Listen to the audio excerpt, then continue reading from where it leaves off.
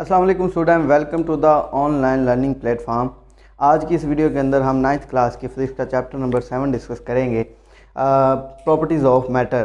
तो आज का हमारा टॉपिक है जी डेंसिटी। डेंसिटी क्या होता है? डेंसिटी को अंडरस्टैंड करने के लिए मैं आपको पहले एक एग्जांपल दूंगा जो आपकी बुक से रिलेटेड है कि एक आपके पास लकड़ी का बॉक्स है और एक आपके पास आयरन का बॉक्स है। अब उन दोनों लकड़ी के बॉक्स और आयरन के बॉक्स का साइज़ क्या है? एक जैसा है, लेकिन आपसे अगर सवाल किया जाए कि इनमें से हैवियर कौन सा है तो आप इजीली बता सकते हैं कि इनमें से जो आयरन का बॉक्स है वो क्या होगा? हैवियर होगा, वो क्या होगा? डेंसर होगा ज़्यादा। तो बिल्कुल इस तरह से आगे हम देखते हैं कि किसी भी चीज़ के हल्के होने या उसके भारी होने का पता हमें कैसे चलता है। दो चीज़ों से आपको मैं सिंपली यहाँ पे बताता हूँ कि आपको पता चल जाएगा कि दो चीज़ें आपको अगर नॉन हैं तो आप उसकी इजीली हैवियर या हल्का होने का बता सकते हैं कि कोई चीज़ कितनी भारी है या कितनी वो हल्की है। तो मास और वॉल्यूम अगर आपको पता है किसी भी चीज़ का तो आप उसकी डेंसिटी को क्या कर सकते हैं? डिटरमाइन कर सकते हैं। तो यहाँ पे मैंने लिखा है कि we can determine which object is denser, कि हम डिटरमाइन कर सकते हैं कि कौन सा ऑब्जेक्ट हमारा डेंसर है। तो वो किसकी मदद से? बाय दीज टू टर्म्स जो मैंने लिखी है, मास एंड वॉल्यूम। तो डेंसिटी की डेफिनेशन की जाना बढ़ते हैं कि डेंसिटी की डेफिनेशन क्या होती है। Density of a substance can be determined as mass per unit volume. Basically क्या है? बेसिकली डेंसिटी एक रेशो है, किसके दरमियान? मास और वॉल्यूम के दरमियान। मास और वॉल्यूम की जब रेशो बना ली जाती है तो हमारे पास क्या मिलती है जी? डेंसिटी मिलती है। डेफिनेशन से आपको क्लियर हो रहा होगा, मास पर यूनिट वॉल्यूम के यहाँ पे मैंने फार्मूला भी लिख दिया इसका कि density is equal to mass per unit volume. अगर मास और वॉल्यूम की रेशो हम बना लें तो हमें क्या देगी? किसी भी ऑब्जेक्ट की वो हमें डेंसिटी दे देगा। अब डेंसिटी के यूनिट को देखें तो डेंसिटी का यूनिट किलोग्राम पर सेंटीमीटर क्यूब है। क्यों? क्योंकि मास का यूनिट क्या होता है जी? किलोग्राम, और वॉल्यूम का यूनिट होता है मीटर क्यूब। सेंटीमीटर क्यूब भी आप ले सकते हैं, मीटर क्यूब भी ले सकते हैं। तो ये हमारे पास बाद में ये बन जाएगा जी सेंटीमीटर पर क्यूब। ठीक है, ये बन जाएगा जी इसका डेंसिटी का हमारे पास यूनिट। अगर डेंसिटी की एग्जांपल हम देखें कि अगर हम एक सिंपल सी एग्जांपल आपकी बुक से रिलेटेड जो है कि हमारे पास mass of 5 litre water is 5 kg। Water है जी जिसका मास कितना दिया हुआ? 5 kg दिया, और हमें उसकी डेंसिटी को डिटरमाइन करनी। So what should be its density? तो उसकी डेंसिटी क्या होगी? मैं यहाँ पे आपको बताता हूँ कि 1 लीटर के अंदर हमारे पास 1000 मिलीमीटर होते हैं, 1000 मीटर्स होते हैं।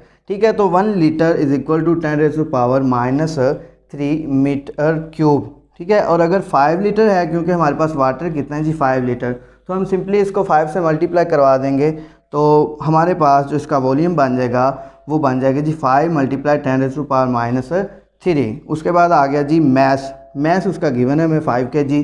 तो हम सिंपली ये डेंसिटी वाला फार्मूला है, डेंसिटी में मास की जगह पे हम क्या पुट करते हैं जी? 5 kg उसका आ गया मास, डिवाइडेड बाय वॉल्यूम हमने ये निकाला है जी 5 × 10⁻³ मीटर क्यूब। 5 से 5 क्या हो गया? कैंसिल हो गया, तो ये 10⁻³ जब ऊपर जाएगा तो ये 1000 बन जाएगा। तो इस तरह से हमें 5 kg वाटर की डेंसिटी मिल जाएगी 1000 किलोग्राम पर मीटर क्यूब। ठीक है, ओके जी, ये हमारे पास आ गई डेंसिटी इसकी। ये एक एग्जांपल होगी। अब डेंसिटी की अगर हम इक्वेशंस देखें तो डेंसिटी के फार्मूला से हमारे पास 3 इक्वेशंस बन सकती हैं। एक तो ये है कि density is equal to mass और वॉल्यूम। इन 3 टर्म्स में से अगर आपको 2 टर्म्स का पता होगा तो आप तीसरी टर्म इजीली फाइंड कर सकते हैं। मास की अगर आपने यहाँ से इक्वेशन बनानी है तो वॉल्यूम इधर डिवाइड और डेंसिटी के साथ जाके क्या हो जाएगा? मल्टीप्लाई हो जाएगा। तो ये सेकंड इक्वेशन बन जाएगी डेंसिटी से हमें जो मिली। देन अगर आप वॉल्यूम फाइंड करना चाहते हैं तो volume is equal to mass over density हो जाएगा। तो यहाँ तक है आपका डेंसिटी का टॉपिक। अब उसके बाद है जी प्रेशर क्या होता है। प्रेशर के लिए एग्जाम्पल ये है आपकी बुक में जो दी हुई है कि अगर हमारे पास एक पेंसिल है, लेट्स सपोज मेरे पास ये बोर्ड मार्कर ही है, मैं इसकी एग्जांपल ले लेता हूँ। बोर्ड मार्कर आपने देखा होगा कि ये एक तरफ इसका जो है ना ये इसकी नोकदार है और एक तरफ ये है। अगर हम इन दोनों को हाथ में लेके दबाएंगे तो क्या होगा कि इस तरफ ये जिस तरफ नोक है इसकी, ये हमें ज़्यादा पेनफुल महसूस होगा। इसकी रीज़न क्या है कि यहाँ पे जो फोर्स होगी वो ज़्यादा इफ़ेक्टिव होगी। क्या होगी? फोर्स ज़्यादा इफ़ेक्टिव होगी। तो प्रेशर हमारे पास यहाँ पे आएगा जी, अगर हम किसी भी एरिया के ऊपर एक फोर्स अप्लाई कर देते हैं, किसी भी एरिया के ऊपर अगर आप फोर्स को अप्लाई करते हैं तो फोर्स अप्लाई करने से उस एरिया के ऊपर क्या होगा, एक प्रेशर एग्जिस्ट करेगा, एक प्रेशर उसके ऊपर लगेगा, जिसे हम आम टर्म में यहाँ पे क्या कह देते हैं जी, प्रेशर कह देते हैं। ये एग्जांपल मैंने लिखी है जी, एक पिन लिया आपने, इसके लिए एग्जांपल आप एक छोटी सी एक्टिविटी कर सकते हैं कि take an activity of drawing pin. वो ड्राइंग बोर्ड के ऊपर जो एक छोटी सी पिन होती है, उस पिन को आप अगर लगाएं तो पिन के ऊपर आप यहाँ पे फोर्स अप्लाई करेंगे, और ये कोई भी बोर्ड है जिसका ये हमारे पास क्या है जी, एरिया है। तो फोर्स इस एरिया के ऊपर क्या करेगी, जैसे ही अप्लाइड होगी तो हम इसे बोल देंगे कि this is known as pressure.